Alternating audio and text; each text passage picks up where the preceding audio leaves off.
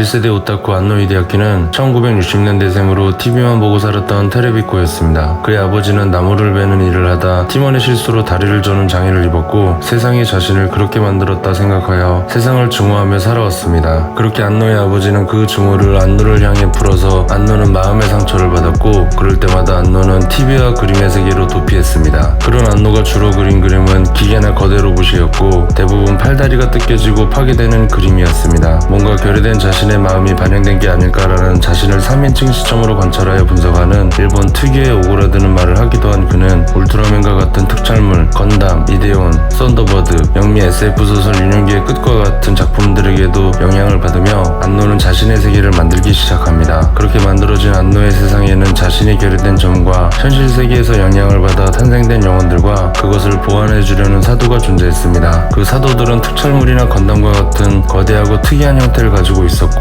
영혼들의 결여된 점을 보완해주려 나타났지만 인간들에게 사도의 행위는 단순한 살인으로 보였습니다. 신과 같은 존재인 안노의 결여된 점이 여러 영혼들을 통해 나타났고 이 인간들을 보완함으로써 신과 같은 존재인 안노의 욕망을 채워주는 것이었지만 인간은 알 길이 없었기 때문입니다. 여기서 사도들의 특이한 형태는 어쩌면 현실에서 도피를 위해 즐겼던 특촬물이나 거대 로봇들의 영향을 받은 것으로도 보입니다. 일본인들과 너무 오랜 세월을 함께한 종교를 뛰어넘어 일상문화가 된 신토는 영지주의의 영향을 받은 것이었습니다. 영지주의는 이 세상은 영혼, 물질, 지혜 이렇게 세 가지로 이루어졌다 말하는 샤머니즘이고 안노의 결여된 점으로 만들어진 세상도 마찬가지였습니다. 영혼 그리고 인간으로 만든 에스트 기관, 지혜라 불리는 결여된 마음을 극복하려는 강한 욕망은 영지주의의 영혼, 물질, 지혜와 대칭되는 것이었습니다. 여기서 에스트 기관이라는 것은 인간의 영혼을 재료로 만들어진 물질이며 의지를 담으면 어떤 형태로 바뀌게 되는 것으로 사도, 아담, 릴리스, 롱기누스의 창, 사도 봉인용 주저주, 일부 에반게리온이 에스트 기관으로 되어 있습니다. 돌고 도는 시공간 속에서 어느 날 자궁을 관장하는 제16사도 아르미사엘과 레이의 에반게리온 영호기는 융합하게 되고 차원 상승하여 하얀 달과 함께 지구에 도착합니다. 아르미사엘과 융합한 에반게리온 영호기는 반쪽짜리 신으로 각성하고 사도를 잉태하게 되었지만 그것을 멈추려는 레이의 강력한 의지로 사해 문서라는 예언서와 롱기누스의 창을 만들게 되어 스스로를 봉인하고 잠에 들게 됩니다. 후에 릴림, 즉 인간이라는 존재들이 그것을 발견하고 반쪽짜리 신을 아담이라 부르게 됩니다. 여기서 인간인 릴림은 릴리스의 영혼이 쪼개져 나온 존재들로 아담과 마찬가지로 어떤 이벤트로 각성하고 돌고 도는 시간선에 따라 검은 달과 같이 지구로 재강림한 것이었습니다. 즉 안노의 결여된 마음에 파편들인 것입니다. 릴림들은 아담과 함께 봉인되어 있던 사해문서와 롱기누스의 창을 회수하고 실험하는 과정에 아담을 각성시켜 세컨드 임팩트를 일으키게 됩니다. 안노의 결여된 마음의 파편인 릴림이라는 존재들은 에이티필드라는 일종의 보호막으로 보호되고 있었습니다. 하지만 세컨드 임팩트로 인해 에이티필드는 사라지고 릴림의 영혼들은 에스트 기관으로 환원되어 사도들의 씨앗이 됩니다. 복음주의자인 제레라는 조직은 예언서인 사해문서에 따라 서드 임팩트를 준비합니다. 로쿠분기 겐도라는 동네 양아치였던 청년은 제레의 유력 자녀 중 한 명이며 유전자 공학의 권위자인 이카리 유이에게 의도적으로 접근하여 그들은 결혼하면서 로쿠분기라는 성을 버리고 이카리 겐도가 됩니다. 그런 겐도도 유이를 만나면서 점차 유이를 사랑하게 되고 변화하게 되는데 이건 단순히 현실 세계에서 안노의 아버지에 대한 반영뿐 아니라 안노 스스로의 마음도 융합되어진 것으로 일본인은 이유는 알 수 없지만 어머니에 대한 특이한 집착이 좀 있는 편이고 결여된 마음의 파편들에게도 적용된 것이었습니다. 그러던 어느 날 에바 실험 도중 유이는 코어에 흡수당해 사망하게 되고 겐도는 충격을 먹고 자신만의 계획을 세우게 됩니다. 이렇게 결여된 마음의 파편들은 안노의 보완이자 자신들의 각자의 보완을 향해 달려가기 시작합니다. 안노의 보완의 조건, 즉 임팩트의 조건은 영지주의와 같은 것으로 영혼에 해당되는 코어, 물질인 에스트 기관, 그리고 지혜라 불리는 정신이 필요했습니다. 코어에는 유이가 들어가 있었고 이 코어와 연결해줄 지혜와 해당되는 대상은 겐도의 아들 신지밖에 없었습니다. 따라서 겐도는 사해문서의 예언에 따라 등장할 사도와 에바를 대상으로 더미 플로그를 계획하였습니다. 신지의 분노 조절을 이용한 사고 패턴을 분석해 에바의 코어가 마치 신지가 탑승하는 것처럼 인식시켜 더미 플로그로 트리거 역할을 시키고 겐도 본인이 원하는 세상으로 재창조하려는 목적이었습니다. 당연히 그 목적에는 겐도의 아내 유이가 가장 큰 이유였고 만약 이것이 이루어진다면 안노의 결여된 부분이 본인의 어머니에 대한 집착이나 그리움은 나오면서 좀 찝찝하지만 해소되었다와 같은 결론이 나는 것입니다. 하지만 이번 타임라인에선 겐도의 계획은 무산되고 서드 임팩트는 발동됩니다. 신지는 자기 위로를 바탕으로 이번 타임라인에서 보완을 실행했고 그것은 완전한 것이 아니었습니다. 따라서 신적인 존재인 안노의 결여된 마음은 완전히 치유되지 못하게 되고 세계는 다시 한번 반복하게 됩니다. 이곳에서의 시간대는 처음과 끝이 아닌 반복적인 원의 형태로 이루어진 공간으로 어떤 특수한 사건은 시간대를 점프하거나 새로운 타임라인을 만드는 법칙을 따르는 곳입니다. 제레의 말처럼 시작과 종말은 같은 곳에 있었던 겁니다. 돌고 도는 시간선에 따라 아담 그리고 릴리스는 다시 한번 강림합니다. 전 시간대와 마찬가지로 안노의 결여된 마음의 파편들은 안노의 마음이자 각자의 욕망을 향해 고통스러워하기도 하고 행복해하기도 하며 보완을 향해 몸부림칩니다. 모성애와 외로움에 대한 레이, 삶 또는 죽음의 아스카, 그리고 고통을 멈추고 싶어하는 신지, 유이에 대한 그리움 및 집착의 겐도 등 안노의 결여된 부분이 각각의 영혼들에게 나타나고 이것이 보완되는 것이었습니다. 이번에도 제16사도 아르미에살과 레이의 영호기는 융합하지만 차원 상승하지 못하고 파괴됩니다. 그 외 사건은 다른 시간대와 똑같이 반복됩니다. 하지만 이번 신지는 자기 위로가 아닌 결여된 마음의 파편인 영혼들을 다시 만들고 에반게리온을 없애버리는 선택을 합니다. 어찌 보면 현실은 그대로 방치하고 안노 본인은 현실을 회피하여 나오지 않겠다는 의지인지도 모르겠습니다. 이렇게 안노의 에반게리온은 새로운 타임라인과 함께 끝이 납니다.